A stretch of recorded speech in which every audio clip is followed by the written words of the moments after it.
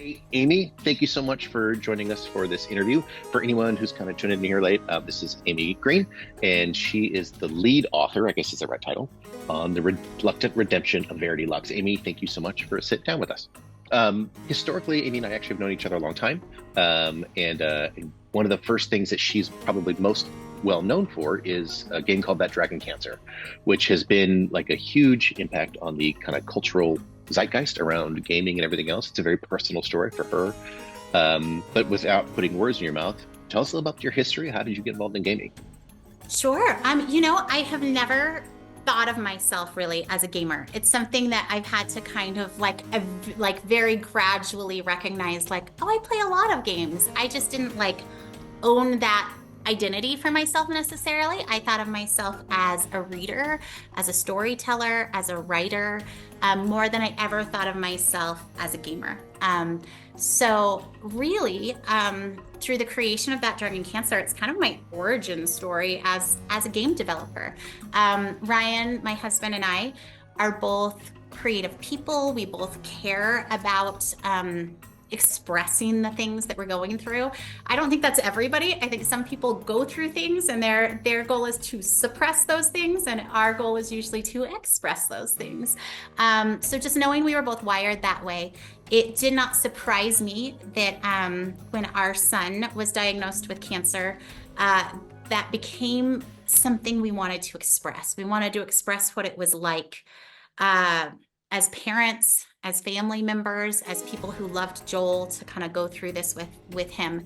And initially, That Dragon Cancer was really Ryan's form of expression.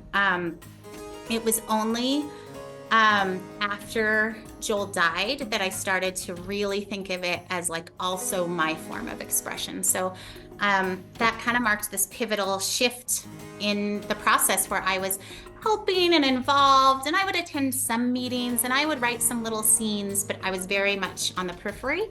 And then after Joel died, I realized like, oh, I care very much what every mechanic feels like. I care very much what we are saying about this experience, what we are saying about who Joel was, what we are saying about even like who God was in this experience in relation to us and our pain and our suffering.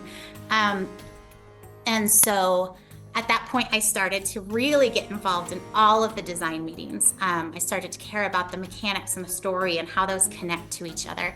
And it wasn't really until the end of creating that video game with Ryan and the rest of the team at Numinous Games that I really started to think of myself as a game developer. I don't think I would have ever entered this area, this industry, in any other way, because it's not how I thought of myself. But what I learned was that I loved thinking about the story in terms of the mechanics. I loved thinking about game mechanics as symbolism, as metaphor, as poetry.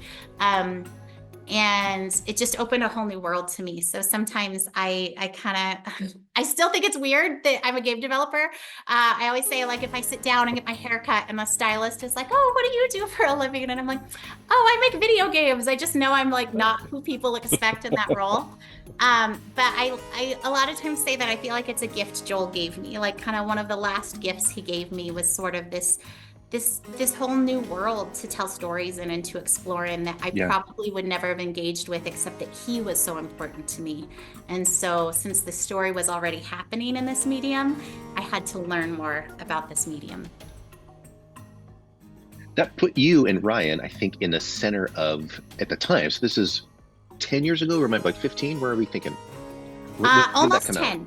Not quite 10 when it Almost released. 10. Yeah. Okay, so That Dragon Cancer comes out and it's in the middle of a conversation culturally, which is essentially like, can a video game ever be art?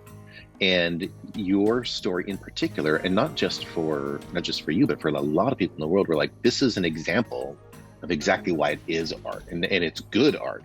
And especially because it's so personal, it's so emotional. But now, and maybe this is true of like all artists, now a very personal story for you is part of your public persona. Like, how has that been? It's it like anything, it has really wonderful parts to it. It has some more negative parts to it. It is strange to kind of say that like, oh, out of our grief, we created a cultural artifact. I know, Yeah. when Joel died, his funeral was really hard and emotional. But in some ways, the release of this game was harder and more emotional. It was almost like we didn't have to close that chapter Mm, on Joel as long as we were still kind of living our lives for him by making this game. And so there is something about taking something so deeply personal and sharing it with the world that kind of catches you by surprise. Like, you know what you're doing, but you don't really understand the ramifications of it until it's really released and out there. I remember just kind of sitting in the middle of all of these big emotions, telling Ryan at one point that it felt a little like I left out my diary and someone took a big red pen yeah. and started editing my diary. And he said, yeah, except that it's more like you published your diary. And I'm like, yeah, that's fair. And the reviews were predominantly very, very positive. It's not that people were saying hard things, or it was just that they were analyzing it as you would a cultural artifact. And then somewhere underneath that, Right. it's like, oh, this is my life. Like, this is a lived experience also. But parts of it are so wonderful. There are parents who I hear say all the time that after they lost a child, people never say that child's name anymore, never talk to them about them. They're afraid to bring up this child who they love and want to talk about out of fear that Right. they'll somehow make it harder or bring up sadness that otherwise wouldn't be there.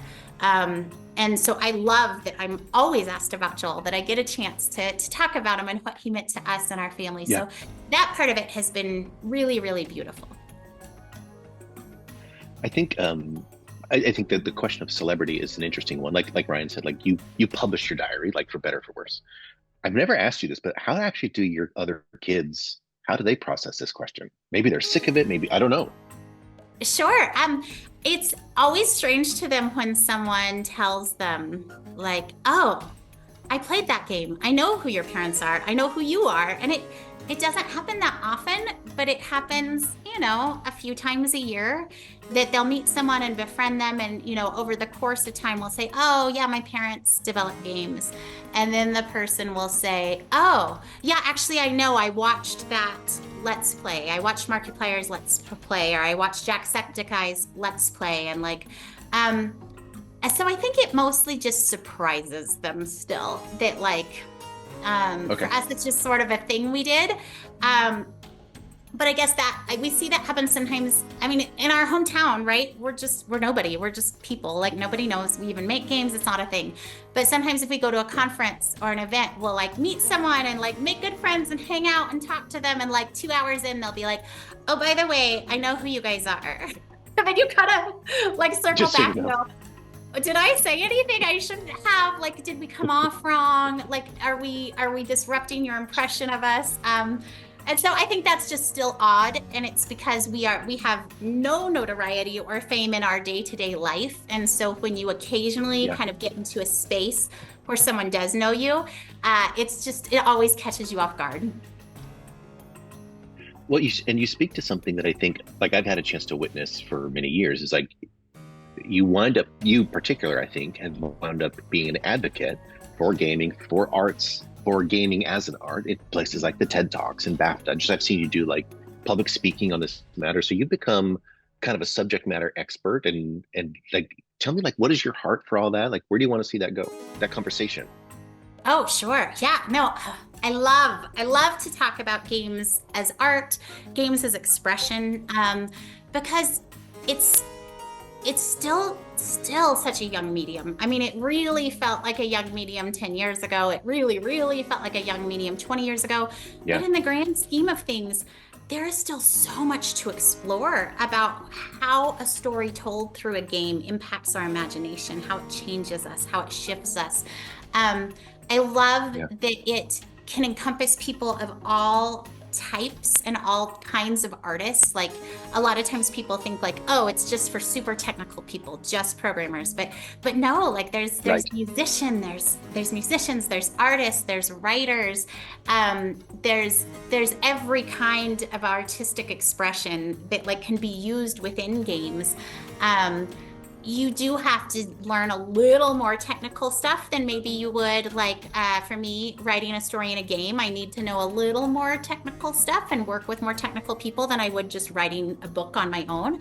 um, but working with a team like that, it just it kind of balloons into such a beautiful thing when we can all work together. And usually the Yeah. technical pieces are just the language we use to communicate with each other what we're intending. um, but I think there's still so much to explore about how games impact people, specifically because you're not a passive participant to the story like you are when you read a book or watch a movie. You're in the story in some way, making choices, Right. impacting the outcome. And so you feel a part of it in a way that other mediums of storytelling just haven't tapped into. And I don't think we even Yeah. know yet the impact that has with people and how it sticks with them. Also, a lot of times games you consume over a long period of time. And I have a tendency to think that that impacts us differently than when we can sit down and watch a movie in 2 hours and it's done. It can be profound, but how much can something shift me in a 2 hour span compared to those same things kind of having time to develop inside of me and for me to imagine them and think about them and consider the repercussion over a Yeah. period of months or sometimes years? That's really good. Well, obviously, like, and I'll make sure I add some links and that kind of jazz. Probably some video and some screenshots on the sidebar. But like, you're kind of a big deal. Like in this whole story, like you were a real pioneer. You and Ryan started something that hadn't really been done. You've been featured lots of times and honored appropriately. So I'm really grateful that you decided to work with us on this story. So I think I'll pivot to a different story or a different piece of our conversation.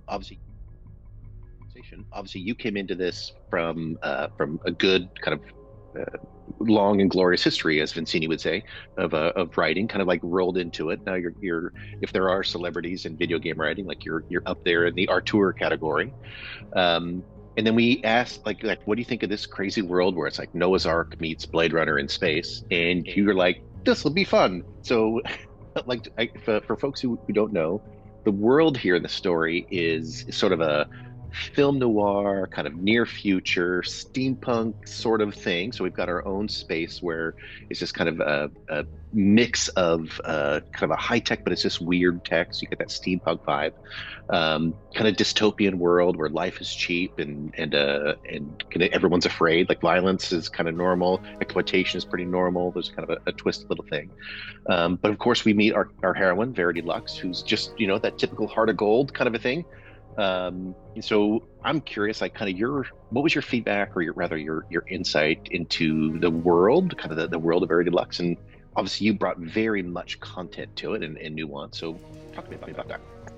Yeah, it was really, really fun to write in a world that someone else created. Like I had not done that before. Like in our other projects in Area Man Lives, like it's a huge story game, but it was all kind of my invention.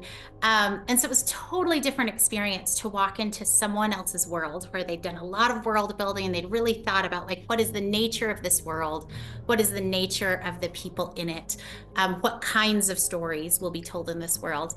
So that was a new experience for me. And actually, a really great experience for me because I find that writers tend to either be intense world builders or like they lean in way more on like character and dialogue. So you have like a J.R.R. Tolkien, right, who builds these like massive worlds, and some of his stories are wonderful and some of his stories are like all world building, and it's hard to like quite find where the like, so you can just tell like, oh, he's a world builder. Like he makes Yeah. characters and dialogue, but only as a byproduct of this amazing world that he doesn't want to go to waste.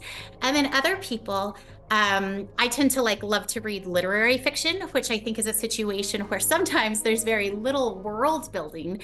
People have done very little like architecting of like plot points and like interesting twists and what will happen next and what are the unique conditions. And they just kind of start writing like slice of life. What is the human condition? What do we feel Yeah. and think? And that tends to be a genre I really enjoy in like books, but I'm definitely more of a character and dialogue person. And I think you, Chris, are way more of a world builder. But it was I so think so. fun to step into someone's world that's fully fleshed out. Because for me, fleshing out a world is kind of intimidating. I like to just write and things happen, and then someone will say, why and what and how? And I'm like, oh, I don't know. I'm just writing, and like I'll figure that out later and then tie it together. Totally a different experience to walk into a world where all the why and how is really established. And then it's just really fun to take a world like that and say, okay, so in this world, if someone felt like something someone did was unfair, would the response be different? Oh, it would, because that's more common in this world. In Yeah. this world, if someone is cheating people and taking advantage of them, do we respond because of the nature of the injustice or just because it's an interesting person doing it, right? And so it took, I think within a really well constructed world, you can take common stories and explore them in a new way. And so that was just really, really fun for me. I think the world, I mean, I wish players knew how deep the world building is. Like, I feel like you could tell 1,000 stories in this world and it would not get old because there's so many interesting things to like touch on and discover and think about that this story didn't even scratch the surface of, which is shocking because this is a lot of hours of content, really. And Yeah. so, yeah. Years ago, and this has been like something I've always been excited about. There's a book called Thieves' World, and it was an anthology of short stories where a guy had basically built this world. In this case, it was fantasy, kind of dark fantasy world, and then he invited all these authors to write short stories in it. And this series went on for I don't know decades, but it was one of the most interesting things because you always got this different angle on kind of like the politics and the environment, and I think the rules for the authors, they also have their own voices. Like so this one writes just differently than the other one does, and you're allowed to use other people's characters. You just can't kill them, and so they have to deal with. There's this back and forth interplay between all the writers, and I gotta say, like I had so much fun. Samantha Riff, I want to interview here. She was on the big writers list. The interplay between writers I thought was so fun, and like we all kind of brought a different piece to the puzzle, and I agree with you. It was a hoot to do something like this because I'm not really strong in the dialogue. That's not where I like to go. And I do my best, but you were a great coach. You were able to like try this, try that, and I thought that was really helpful for me as a writer. But also the world came to life in your eyes in a way that would not come to life in my eyes, and I think a lot of those were the light bulb conversations where all of a sudden you're like, I would have never even considered that, but it's so obvious now. And so for folks who read the story, like there's this notion like what are the things that become normative in this world that only because it's so different from our world, you're like, oh my gosh, like that's there every day. And it's sort of shocking, but for them, like, whatever. Um, and I loved the way that you, particularly Amy, you would take characters down places where you have this kind of gross sense of humor. Like you love to say things in here, and then I'm like, wow. And I think the irony is how often you're like, is that too much, too far? And I'm like, it's hilarious. Like we just got going down the road.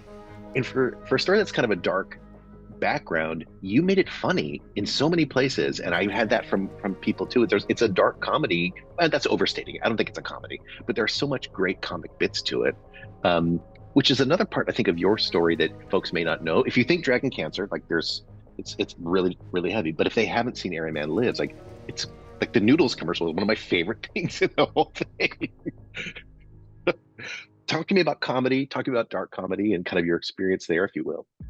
Sure. I mean, I think comedy has always come really naturally to me, and that was an interesting thing as we were making that Dragon Cancer. You know, that was our life. But when something is your lived experience, like you can't live in one note for years and years and years. Like you can Yeah. go through tragedy, but you're still going to have moments of levity and joy and humor. And it was something that I think people didn't always realize that like our team was really funny. And it was always hard for me Yeah. that like we were always thought of as kind of like somber and serious and deep and artistic. And we are those things, but we were also like a really funny team. And so getting to work on Area Man Lives, I always say that that game was kind of my personality on a plate. Like it's quirky and very, very weird, but like kind of charming, but in a really unusual and funny way. And so that's kind of just like what naturally comes out if I'm not trying to do something else. And so I think, you know, that story kind of takes that to extremes. And that was just a really fun experience. We got to take it to the Cannes Film Festival and to the Venice Film Festival. This story, I think, is a fascinating mix of both, where the tone of the story is naturally darker and a little more sinister and mysterious. But because I'm the one writing it, like there's just going to be some like really kind of twisted, weird bits of humor that Yeah. emerge out of it. And so I think, I don't know, those are usually my favorite to read and enjoy, something where the whole time you're like watching it or reading it, you're like, I'm not sure what this is. Is it it's not a comedy. Is it like a drama? Maybe. Like where you're like there's just it feels like life Yeah. because it's all mixed together. And I would say, like, as this segment we're talking about world building, that section, like you added a bit of humor to, I think, what we're going to see probably in all the stories, just because it sets a tone that is like, what do people come to expect from this world? And that includes some sass. It includes, you know, some irreverence. It gets this backdrop of like a pretty rowdy thing. So like very like that was just the unexpected serendipity, I think, of working with you in this world. So I can't wait to see. And like you said, I think there's 1,000 stories we can tell. Lord willing, we will. As you stepped in as the lead writer, you had a lot of freedom. I think, like that was our intention, to like tell whatever story you thought was good. What story is that? What did you choose? Sure. Yeah. And that was very fun. Oftentimes when you're working on a project for like another studio or someone else, like you feel very like constrained, like, oh, I have to make sure that this still feels like theirs. And there was none of that. Like I really felt like I got to like explore. And like I feel like the conversations we had about the story, where we talked about plot points and where it could go and what would be next, were like, that was like a creative dream for me of things I've always wanted to do. I've always wanted to be part of a writer's room. I've always been jealous that TV writers get to like sit all together and like go through each other's scripts and punch it up and add jokes and like, what about this? And so that was really fun. I felt like those conversations were so life-giving to say, if this, then what about this? And what if the story goes here? And then it made it a breeze to write because we'd already like kind of plotted out all the plot points. Right on. But really, you know, the story that really kind of fascinated me at the moment was, you know, we have this, will not spoil the game. You find out very, very quickly in the game that a very famous person has gone missing. And so, you know, in the process as a player of trying to figure out, well, why? Where did they go? Why did they disappear? One of the things that had been fascinating me in pop culture at the time was there were all these documentaries about like con men, like people who conned a lot of people out of a lot of money by pretending to be something they weren't. And there were like Inventing Anna. Is that what you're thinking about? Yes, Inventing Anna, which she was on Dancing with the Stars, and Right. I was like glued to the television for all of that. And my kids were like, I don't get it. I don't What's get the it. deal? Right. And I was like, you're gonna have to watch. Like, you don't understand. So anyway, we just kind of had this cultural moment of all together being very fascinated with these like very modern con men, like conning people in a very like unique to now sort of way, using social media, using kind of the tools at our disposal right now, like all the ways we intentionally like put ourselves out there for perception. And so what really fascinated me with this was just all of the conspiracy theories of like, who could he be? Why might he have disappeared? Is he who he says he is? And then like exploring the idea that like someone like an Anna Delvey type was different people to different people. And Yeah. Is this person that way? Certainly certain people have different stories about him that start to lead you in one direction. And then you go, well, actually, wait a second. I thought he was kind of like this, but according to this person, a very different type of person. Right. And so that just really opened us up to all kinds of exploration about like really just like the fun sort of conspiracy theories. And we kind of hit all the major ones that you would hit, like if a celebrity now disappeared, like you'd hit all the major conspiracies. Right. And we really did. Like there's a lot of really fun storylines that we got to explore. And that was kind of the fun part, is that episode by episode, we could kind of focus on one particular angle. So yeah, that just was delightful for me because those were stories I'd been really engaged with, and it was fun to explore them in a sci-fi world, in a different kind of story, especially knowing where we were taking the story by the end of it. Yeah. I'm curious now, some of the major characters. Obviously, we've got the lead is Verity Lux, so she's the main character. What did you have in mind with her, and do you feel like you got what you were hoping for? Sure. You know, Verity is a lot of fun because she's super smart. She's a little sassy, but like good natured. And I'm sure that that's because I think of myself as sort of sassy, but good natured. Like deep down, I want to be good. But in any given conversation, I may be a little mouthy from time to time. And she's definitely that, which I think is a lot of fun. So, and but she's also like really passionate in a world where passions are often maybe dulled by like substances and other pursuits. She's really passionate, maybe too passionate about the truth, like maybe too focused, like in a world where like all of us are maybe different things to different people. She like very intensely believes that there must be a single truth she can get at. And that may be one of her greatest flaws also, is that perhaps that idea of like a singular truth she can discover may sometimes lead her the wrong way. Yeah.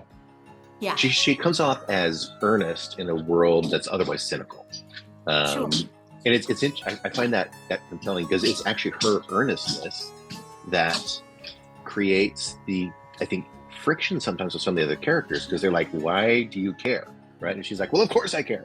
So I think that's really interesting. Tell me about some of the other characters. Like, who else are we going to see in the story? You know, Abe was fun to write because Abe is like a horrible boss, right? A horrible boss, except he's like not so horrible that you would leave immediately. And sometimes I think these are the worst people in our lives, is someone who's like kind of horrible, but without super meaning to be, and like toxic, Right. without being so toxic. Because if someone's just so toxic, then it's easy. We just go, oh, that's a garbage human. Peace out. I'm not going to stay here. I'm done. When you've got that mid-level toxicity, I think that's always way harder for all of us to like kind of figure out like, oh, am I being judgy? Like just all those kinds of things we do with people where you go, am I not giving them the benefit of the doubt? Have I painted them wrong? And so he was really fun to write because he's a boss we would all hate, but maybe not hate enough to like move on from. And so I think we can all relate to people like that, and to how sticky that gets compared to someone who's just absolutely bad news. So he was really fun to write. And of course, like, and he says wildly inappropriate things. And for me, those are always fun to write. I love writing wildly inappropriate things. And if we can label them as like not the best, then like even more great. One of the other characters that you see pretty much right away in the first episode is Rafferty Eberhard. Tell me about Rafferty. Rafferty's my very favorite. And he's probably like maybe one of the worst people in the whole game. I don't know. But he's definitely one of my favorite characters. And a little behind the scenes spoiler is that he was absolutely modeled after a character I loved on a TV show. And so I don't typically do that, but there was a character on a TV show that I just always found so engaging. And it was this character that, again, was like an awful person, but so charismatic. And so everything they did, you knew was wrong, but they were so charismatic that they just captivated your attention, and you always wanted them to be on these episodes, even though, I mean, it's the classic, like, you love to hate them. And so, kind of channeling that. And I, as an artist, have no fear of drawing inspiration, because I just go, oh, I couldn't write the same thing as that writer if I tried. Like, so if I pull a really unique, like, character and like give it my own spin, I'm never worried that like, oh no, this will be exactly that same character.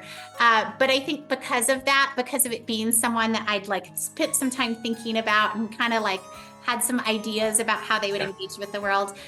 Definitely, that's a character that I think a lot of the humor in the game kind of like circles around, which makes them Agreed. an interesting character for sure. I think so. So you have like Rafferty here, like the absolute scamp, and then I think that when you have them, and then I think one of the other characters you run into really quick is Selma, the mother of the missing girl. So we meet her right away, and I think she winds up being like kind of like the good mom, right? And so she's one of the few really, I think, unsullied characters in the whole game. Like I don't think she ever has a bad moment, but it creates this interesting place where between these two characters, Verity's trying to find the truth. Like, and especially like we're trying to understand Walker. We're trying to understand the missing character. Like, is this a good person, bad person, somewhere in between? And that I think that tension between like what counts as good in this world, what counts as wretched, what's acceptable. It added so much fun for the dialogue, and there was so much easy back and forth. So I think by the end, we had quite a character list. I want to say that there's 15, 20 different people. Like some of them are obviously like more experienced than others. Some of them beg for spinoffs. So you're going to meet Officer Mercer, who, you had this hint about like, what's the story with his daughter? And like, we haven't written this story, but the idea like she may be possessed in some wild way. Like there's this thing here. We've got the love interests. So this idea like you can't have interactive fiction without shipping. Like that's just not a thing. So I'm actually curious. I'd like to ask about that piece too. Have you had a chance to do, and this isn't like a romance book, but it certainly has an element of that. Have you done that before? Because I'm unaware of it actually. Yeah, that's a great question. I mean, it was a fascinating thing to explore because typically interactive fiction, like these video games that are mostly story and making narrative choices, have done so well in the romance genre. But that's always something that has left me as a player a little bit isolated, as someone who is like, oh, I love to read. I love a good story. I would love to play through a story in a game. But then all of the top interactive fictions are these like just full-fledged romance, like, and not just like romance, like, oh, a lovely story, but like romance. Oh no, I'm scandalized. And so I knew that like if we wanted to like really engage people that already love this genre, we need some of those romance elements in there. So those are in there for sure.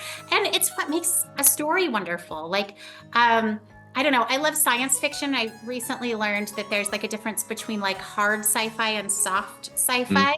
And I didn't really know this. And I got conned into reading a hard sci-fi book. And I was like, they're just describing technology. Like when is the character, like when is the plot, and when will they fall in love, and where will the relationships happen? And it was, I mean, that was sprinkled in there, but only like as a means to get you to read about how their spaceship worked in their own brain.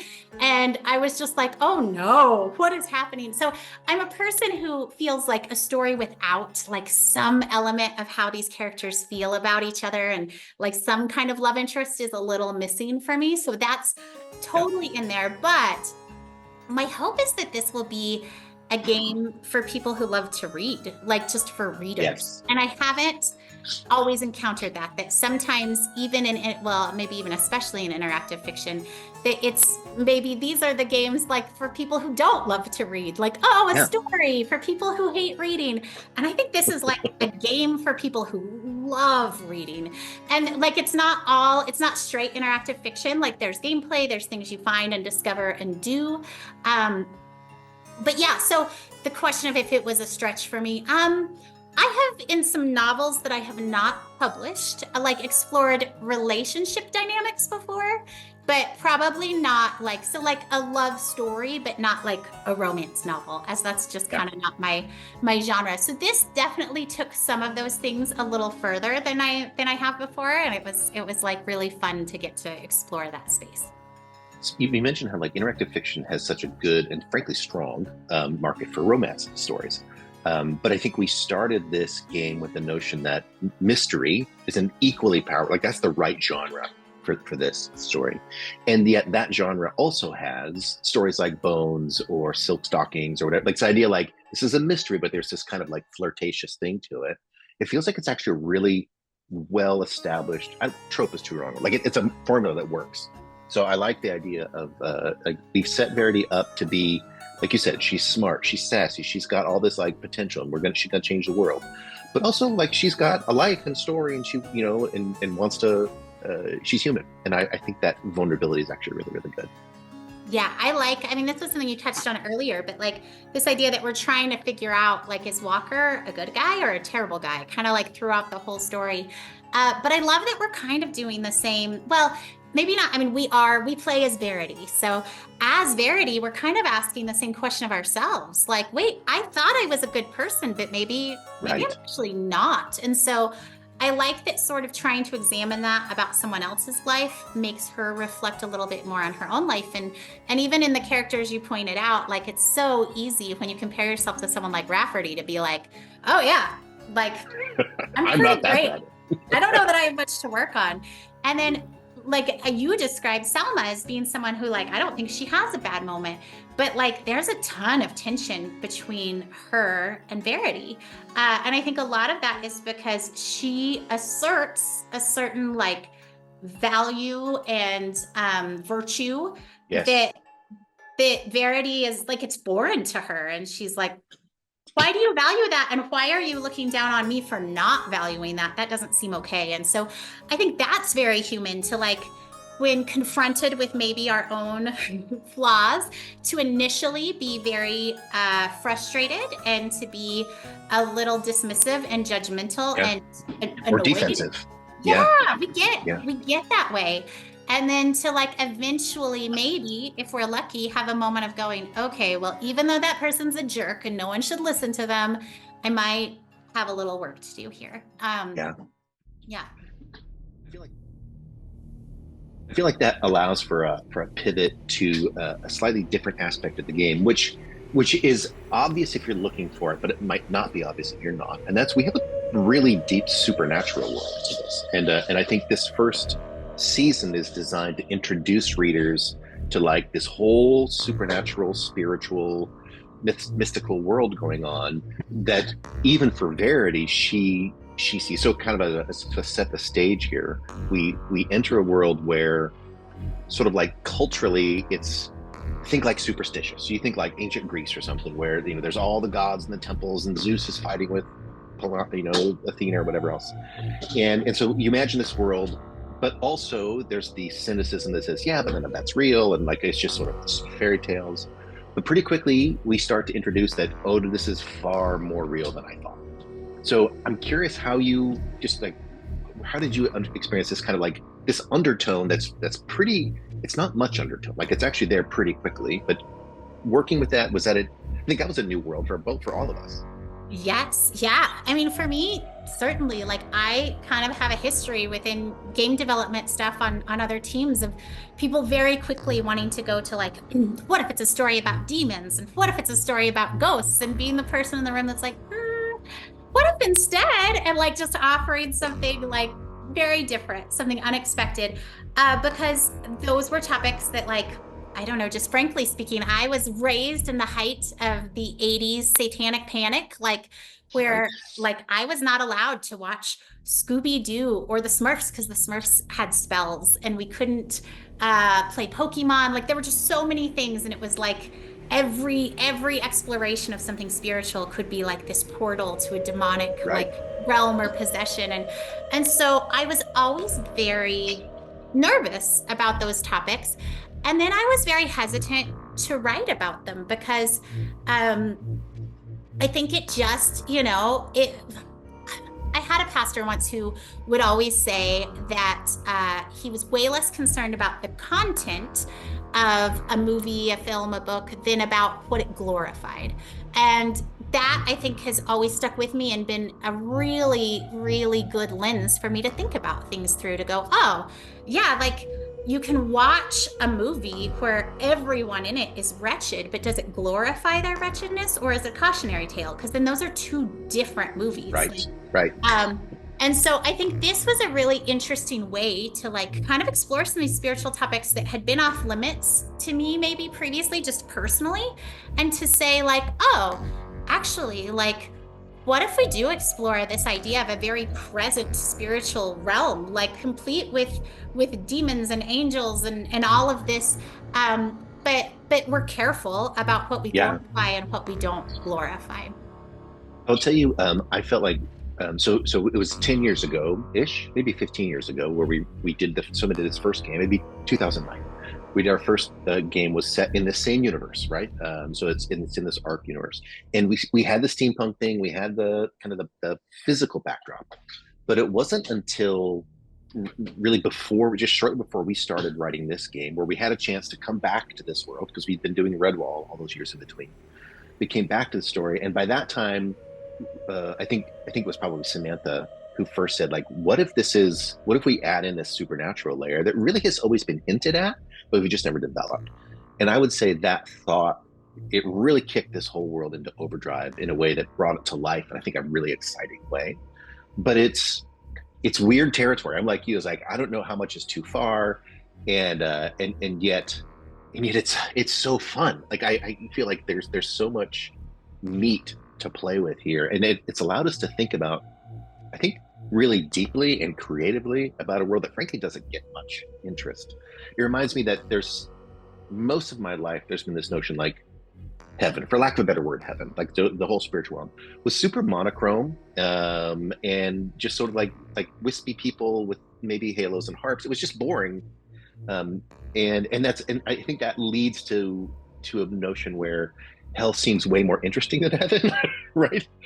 But as we started to think through this spiritual world, just give it nuance and give it texture, boy, some fun stuff came to light. And ultimately, I don't want to spoil the story, but when you think about Chastity in the story, I'm like, that's one of the most interesting broken people I've ever talked or seen in the story. Like Chastity is a fascinating character, all because of this interplay of the physical and the spiritual and how she's dealing with her relationships. She's a fascinating character, but also like so sad. I think so sad. Sure, absolutely. Well, and I think it's one of those things that as humans we have a natural fascination for. And one of the things I love about this story is that I think we really tried to weave in all of the things that humans have a natural fascination for. Yes. So like we love a good cult doc. Cool. Like then there's some cult stuff in there. We love a good like affair or like romance scandal. So there's some of that woven in and like just all the things that naturally kind of captivate us as humans, usually because we don't understand them. Like Yeah. usually we watch these things and go, I don't understand. Like how could this person do that? And how could this person let it happen? And how did this person get wrapped up in it when they seemed Yes. like, and so I think that that kind of exploration of a spiritual realm, one that kind of fully acknowledges like there's a lot happening that we don't understand, Yeah. actually leads to really fascinating stories where maybe like what was more difficult for me in my upbringing was this idea that like we fully understood it. Like we Right. understood it. It was exactly like this or like that or like this, and this was right and this was wrong, and it was very clear.